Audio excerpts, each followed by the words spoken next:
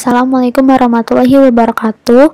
Kami dari kelompok 5 akan membahas materi mengenai perkembangan dan kondisi terkini dalam manajemen SDM PT KAI saat wabah COVID-19.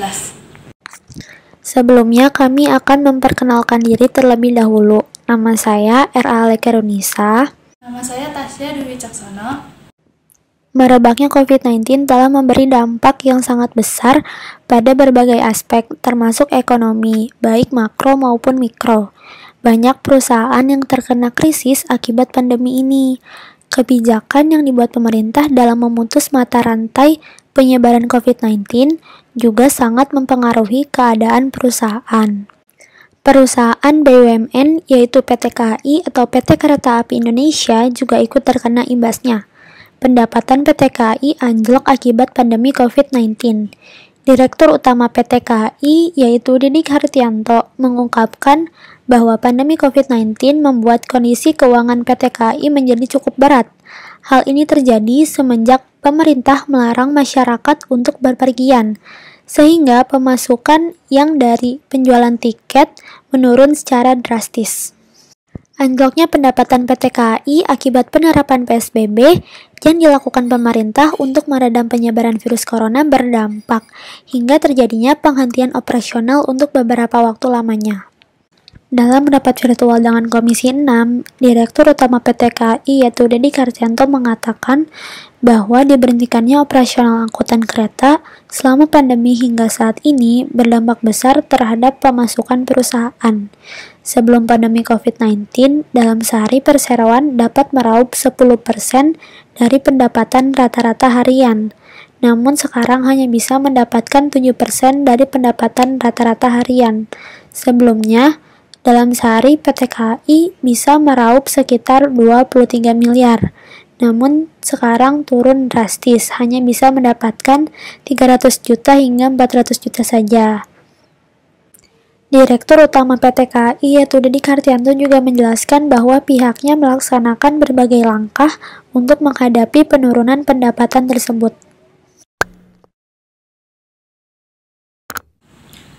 Strategi pertama yang disebutkan Didi dalam melindungi semua pegawai KAI, baik dari segi kesehatan, kesejahteraan, dan melindungi para pelanggan, merupakan strategi yang diambil PT KAI. Yang pertama itu dari segi kesehatan.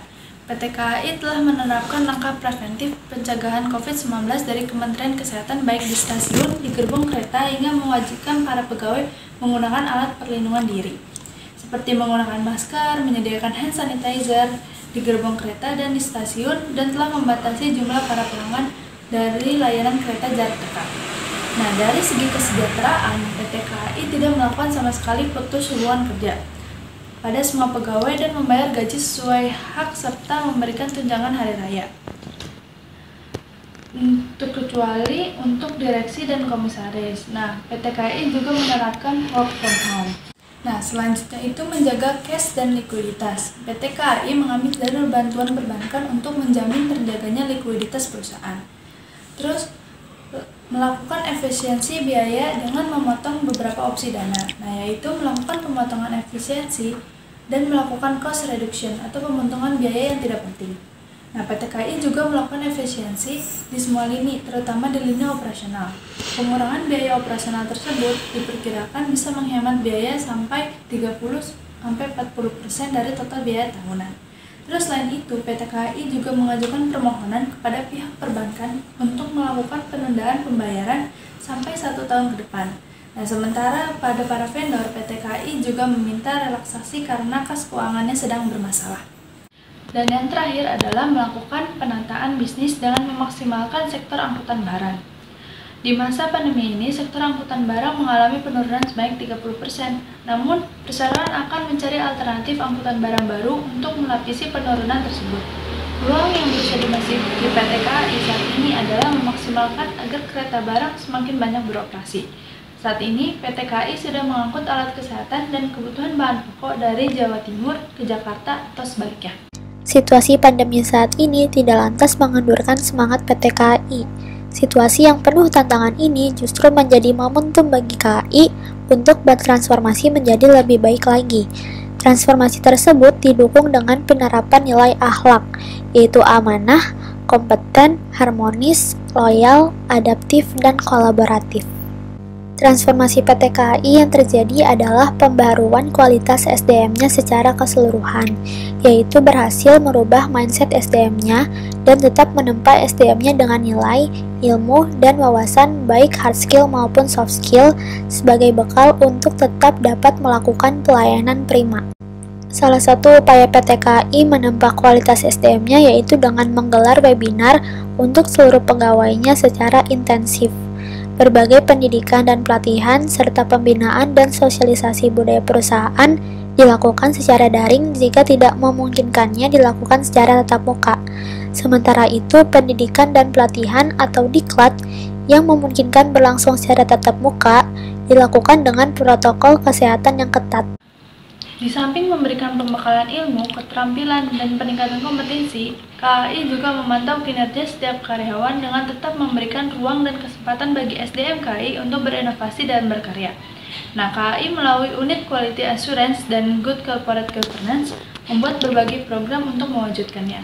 Salah satu ajang program unggulannya yakni Innovation and Improvement Award atau IIA. IIA merupakan ajang penghargaan atas inovasi dan improvement yang telah dilakukan oleh karyawan dan telah terbukti memberikan kontribusi positif bagi perusahaan, diantaranya dalam hal efisiensi biaya dan peningkatan pendapatan. Hingga tahun 2020, KAI telah melaksanakan IIA yang ke-9 dari sejak pertama kali diselenggarakan dari tahun 2012. Sebanyak 476 karya inovasi dan atau improvement sudah terdaftar selama pelaksanaan. Nah, ajang IIA ini diikuti oleh pegawai dengan jabatan paling tinggi setingkat junior manager yang jika ditelaah data menunjukkan 80% peserta IIA adalah generasi milenial. KAI juga memberikan apresiasi reward kepada pegawai yang memiliki inovasi dan improvement yang berdampak positif bagi perusahaan. Di antaranya berupa sertifikat yang diakui sebagai prestasi pegawai dan uang binaan bagi seluruh inovator. Nah, agar selalu relevan dengan perkembangan yang ada, KAI juga melakukan benchmark ke perusahaan lebih maju dan berkembang baik dalam bidang bisnis yang sama maupun berbeda. KAI juga menyediakan penyedia menyalur aspirasi ide inovasi melalui portal e-office perusahaan. Sekian dari kami, kurang lebihnya mohon maaf. Wassalamualaikum warahmatullahi wabarakatuh.